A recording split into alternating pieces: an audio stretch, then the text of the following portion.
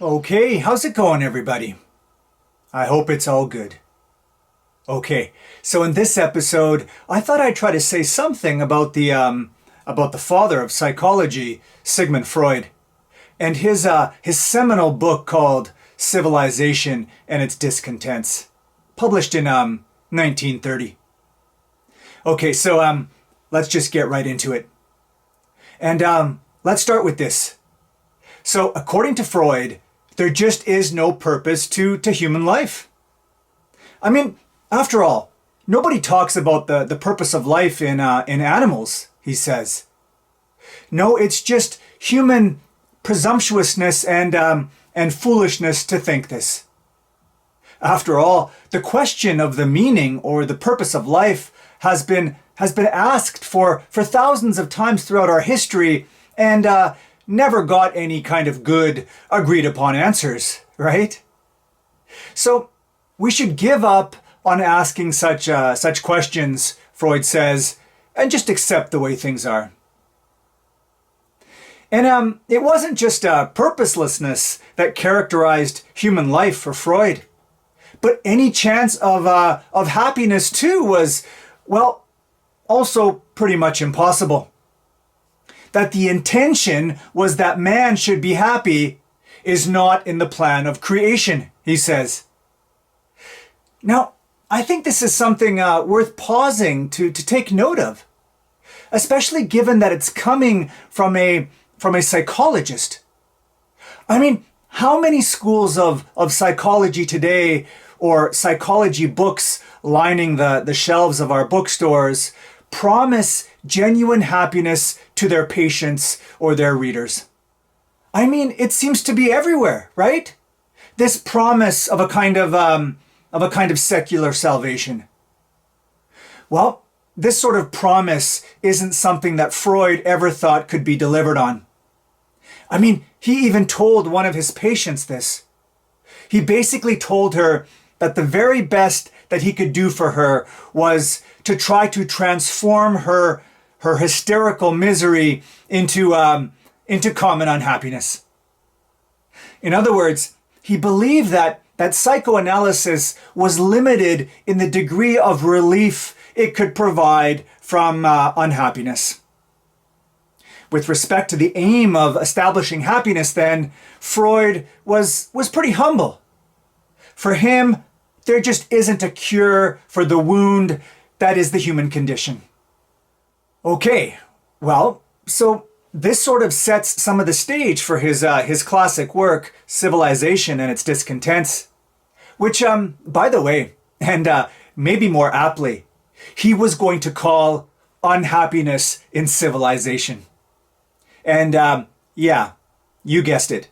One of the main themes is the frustration of our unending quest for happiness. Okay, so now, what is happiness for Freud? Because the definition that he puts forward has important implications. Well, basically, happiness for him is pretty much the sensation of pleasure. More specifically, we're governed by what he calls the pleasure principle, which is the most primitive or basic force inside of us, something that we're naturally endowed with and which dominates our operations right from the get-go. In this way, Freud is a kind of hedonist, at least insofar as he believes that we're just always seeking pleasure in everything that we do. Okay, but there's going to be a big problem with this, and it's pretty obvious what it is. It's this. There's a reality out there that just won't allow for our immediate and constant gratification. Accordingly, Freud called this the reality principle. And basically, it consists of other people and other things and the environment, all of which we're forced to make concessions to or are in some way constrained by. Okay, so you see the problem now. Our demand for pleasure, for happiness, is forever at war with this reality. And not only that, but it's one that we're absolutely fated to lose. As Freud himself says, the pleasure principle is at loggerheads with the whole world. There is no possibility of its being carried through. All the regulations of the universe run counter to it. So again, the aim of achieving happiness is basically doomed right from the beginning. Now this is part of the tragedy of happiness, and it's what makes Freud an unshakable tragic thinker. Okay, but Freud got even more specific when it comes to discussing those conditions of our existence, those realities that prevent us from achieving happiness and threaten us with suffering. So what are they? Okay, so first of all, we have the problem of, well, how do I put this? We have the problem of having bodies. And this isn't too difficult to understand. Our bodies are fated to decay, and the bodily pain associated with this is pretty much inevitable, right? And second of all, we have the problem of the external natural world, which is obviously indifferent to us and which can destroy us in a moment's notice. And finally, we have the problem of our relations to other people. That is, people can hurt us. And actually, Freud thinks that this, more than the first two things, brings us the greatest pain. But the ultimate point here is that the suffering that all of these cause us is inevitable. We can't do anything to stop it. That said, though, Freud noticed how we all still try to overcome this fate in various ways. And the most effective way, he said, is through drugs or alcohol. And Freud, of course, was familiar with this approach since he himself had experimented with cocaine for a long time. Now, like I said, the chemical route, intoxicating substances, is certainly effective short term. But as Freud admits, it's clearly harmful long term. And besides this, there's a better way to make use of our time, he thinks. And by the way, this is something Thomas de Quincey, in his Confessions of an English Opium Eater, recounts with great detail and beauty. How it is opium fueled his visionary dreams and pleasures, but over time turned them into nightmares, and his life into one of absolute horror. Anyway, okay, so according to Freud, another way to trick yourself into thinking you can avoid suffering is to become a hermit. I mean, by withdrawing from the external world like this, by isolating yourself, you not only reduce your chances of being impinged on by the external world, but you also avoid being mixed up in relations with others.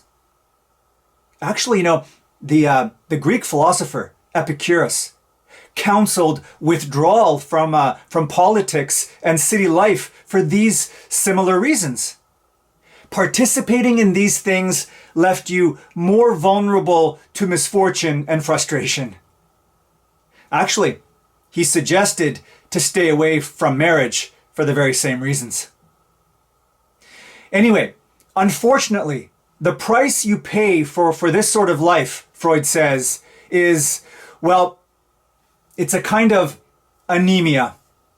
You've basically sacrificed your life, he says. In this sense, the cure that you turned to was more extreme than the condition it tried to make better. Okay, well, so according to Freud, what are some other ways that we try to avoid suffering? Well, how about this one? He talks about escaping into art. Now, that was certainly Schopenhauer's strategy. Schopenhauer believed that contemplating art was one way of freeing us from the strife of desire, thereby giving us a kind of peace of mind. Well, even though Freud too thought that contemplating art could act as a kind of mild narcotic, this was, at the end of the day, still just a very transient thing. Okay, well, now another very important way of avoiding suffering for Freud is, well, of course, religion. I mean, religion promises an afterlife where we'll be rewarded in another life to come. And most importantly, for Freud, religion offers comfort and security and salvation. Actually, here Freud has a heck of a lot to say. Basically, what he believes is that the explanation of the emergence of the idea of a supreme being is due to our longing for a father figure. I mean, what is God? He's all powerful, right? He's all wise and he's all loving. Well, no surprise. These are the very characteristics that make up the small child's image of their father. And when we're children, we feel helpless, right? And so what do? Well, we turn to our Father for protection. As adult believers then, what are we doing? Well, we're reverting to the solution of childhood. We turn to God the Father for protection and salvation. Now, all this said, Freud certainly did understand, like I mentioned, how it is religion provides comfort and security. And he understood that if you deprive people of their religious beliefs, you do submit them to a kind of hardship. But he was nevertheless steadfast in his insistence that at the end of the day, however uncomfortable it is, we just have to face the facts. We have to come to realize that we're not the center of creation or the object of providential tender care. In other words, we just can't remain children forever, he thinks. Hostility and discomfort is going to be the price we pay for truth and reality. And besides this, just think about all that we could bring to this earth, Freud says, if we liberated ourselves from the expectations of another world. How better off would we be, he says, if we admitted to ourselves that religion is an illusion. Okay, so it seems like for Freud, there's no real hope, right? That no matter what we do, we can't avoid suffering and so establish any kind of durable happiness. That reality is ultimately just too strong for us. That said, though, he does seem to think that there are a couple of more promising ways to live, despite the fact that they too aren't ultimately immune to the arrows of fortune. So one thing he says, one important thing we can do, is to do creative work and to be productive. Not only does this keep us preoccupied from the weight of our misery, but more importantly, there's no greater feeling of pleasure and sense of satisfaction, Freud thinks, than to do work that we ourselves choose to do, that we're not coerced to do.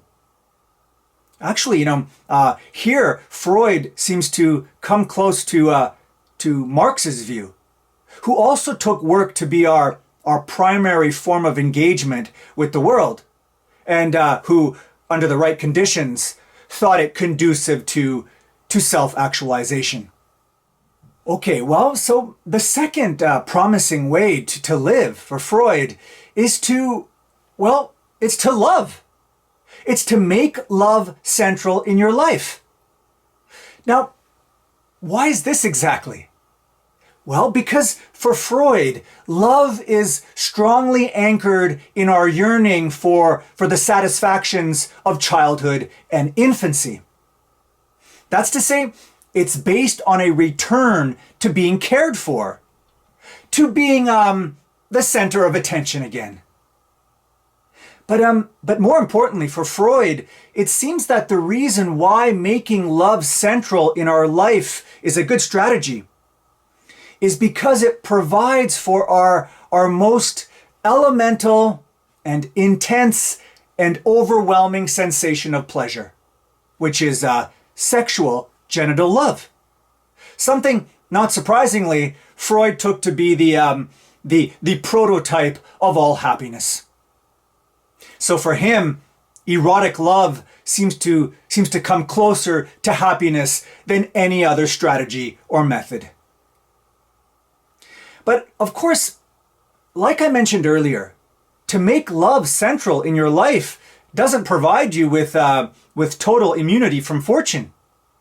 And that's because, as Freud says, since we can always lose our love object, we're never so defenseless against suffering as when we love. So ultimately, despite work and love being better options or strategies than most other things, the program of becoming happy, the success of the pleasure principle, still can't be ultimately fulfilled. This is Freud's tragic outlook. But for all this, I should mention one last important point. The one thing Freud doesn't counsel is apathy or resignation. Sure, the project for happiness might be pretty bleak, but that doesn't mean that we should succumb passively to our allotted fate. Rather, it's those small measures of success. It's the reduction of suffering here and there that matters. Ultimately, actually, somewhat like Camus, it's the struggle and the defiance itself which crowns our ultimate victory. Bye for now.